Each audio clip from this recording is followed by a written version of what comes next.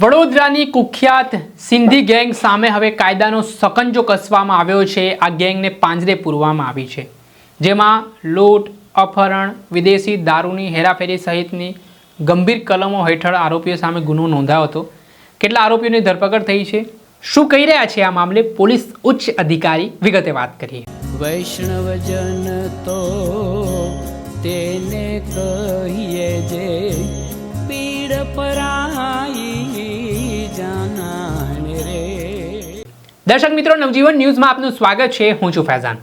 વાત કરીએ તો ગુજરાતમાં જે અસામાજિક તત્વો છે, જે ગેંગો છે, બેફામપણે ક્રાઇમની ઘટનાને અંજામ આપતી હોય છે, અપહરણ, લૂંટ, ચોરી, હત્યાનો પ્રયાસ, હત્યા સહિતના ગંભીર ગુનાઓમાં સંડોવાયેલી હોય છે, તેમની સામે યાદી બનાવીને પોલીસ દ્વારા આ ગેંગનો સહી ઠેકાણો જે કહેવાય જેલ ત્યાં મોકલવામાં આવી રહી છે। વડોદરાના વારસિયા વિસ્તારમાં કુખ્યાત સિંધી ગેંગનો હવે પોલીસે વારો પાડ્યો છે। આ ગેંગ દ્વારા વિદેશી દારૂની હેરાફેરી કરવામાં આવતી હતી, પોલીસના નાકેદમ કરવામાં આવ્યો હતો। અપહરણ, લૂંટ સહિતના ગંભીર ગુનાઓ પણ આ ગેંગ સામે નોંધાયેલા છે ને હવે તેમની વિકેટ ખેરવી દેવામાં આવી છે। વડોદરા પોલીસના ઉચ્ચ અધિકારીના આદેશ બાદ હવે સિંધી ગેંગ સામે તવાઈ બોલાવવામાં આવી છે અને આ ગેંગમાં સંડોવાયેલા 5થી વધુ લોકોની ધરપકડ કરવામાં આવી છે ને તેમને કાયદાનો પાઠ ભણાવવામાં આવ્યો છે। કેમ કે કાયદામાં રહેશો તો ફાયદામાં રહેશો તે પ્રકારનું નિવેદન ગૃહમંત્રી હર્ષ સંઘવીનું છે। તેના જ ભાગરૂપે પોલીસે આરોપીની શાન ઠેકાણે લાવી છે। આ મામલે પોલીસ ઉચ્ચ અધિકારી જે વડોદરાના છે તેમનું નિવેદન સામે આવ્યું છે। કયા કયા ગુનાઓમાં આરોપીઓ સંડોવાયેલા છે, શું તેમનો ગુનાહિત ઇતિહાસ છે, કઈ રીતે તેઓ ક્રાઇમની ઘટનાને અંજામ આપતા હતા, તે સાંભળો। વડોદરા શહેરના માનનીય પોલીસ કમિશનર સાહેબશ્રી અને સંયુક્ત પોલીસ કમિશનર સાહેબશ્રી સેક્ટર 2 નાઓની સૂચના અને માર્ગદર્શન હેઠળ વડોદરા શહેરમાં વિદેશી દારૂના વેપાર કરતા અને ગુના આચરતા ઇસમો વિરુદ્ધ સખત કાર્યવાહી કરવા અને તેઓના વિરુદ્ધ ધોરણસર પગલાં લેવા માટે સૂચના અને માર્ગદર્શન આપવામાં આવેલ।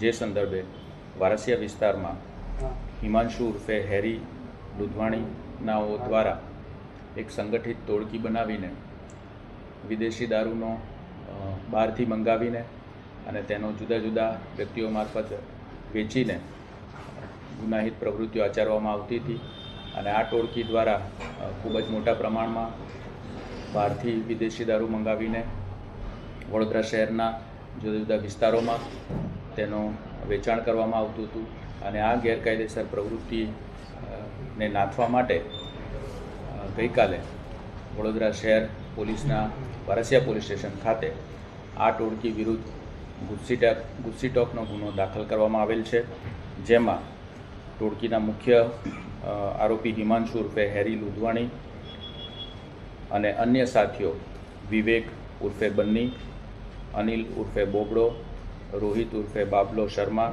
રફીક શાહ દિવાન, વરુણ ઉર્ફે જેટલી નંદલાલ, દીપક ઉર્ફે દીપુ લાલવાણી, ભરત ઉર્ફે ધીરજ નામાણી, નરેન્દ્ર ઉર્ફે ગણેશ ડેડર નાઓ વિરુદ્ધ ગુસ્સીટોકના કાયદા હેઠળ ગુનો નોંધવામાં આવેલો છે।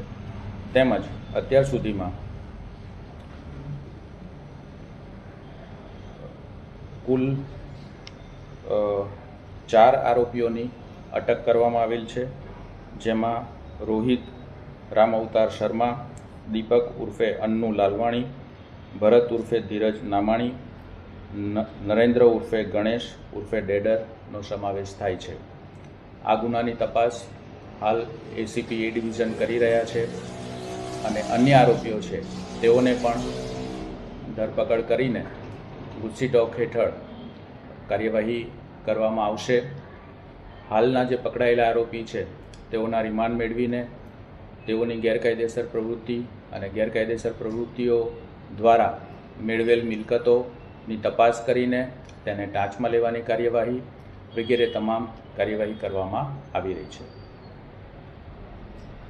જે આપણે સાંભળ્યા હતા પોલીસ ઉચ્ચ અધિકારી, તેઓ કહી રહ્યા છે ખંડણી, લૂંટ, મારામારી તેમજ ગેંગ વોર સહિતની ગંભીર ઘટનાઓમાં આ ગેંગ સંકળાયેલી છે ને જેમાં મુખ્ય સૂત્રધાર હેરી સિંધીને ઝડપી પાડવામાં આવ્યો છે। સાથે જ આ ગેંગના 4 થી 5 સદસ્યોને પણ પકડી લેવામાં આવ્યા છે। સાથે જ આ પ્રકારનું ગેંગ વોર વડોદરામાં કોઈ અનિચ્છનીય બનાવ ન બને, કોઈ ગંભીર સ્વરૂપ ધારણ ના કરે, ઘટના તે પહેલાં જ આ કાયદો છે, સકંજો છે તે આરોપીઓ સામે કસવામાં આવ્યો છે અને ગુસ્સી ટોક હેઠળ તેમની સામે પગલાં ભરીને હવે તેમને જેલના સળિયા પાછળ ધકેલવાની તજવીજ પોલીસ પ્રશાસને હાથ ધરી છે. દર્શક મિત્રો, આવા જ ક્રાઇમથી જોડાયેલા સમાચાર આપના સુધી પહોંચાડતા રહીશું, એટલે નવજીવન ન્યૂઝ જોતા રહો, લાઇક કરો અને વધુમાં વધુ શેર કરો.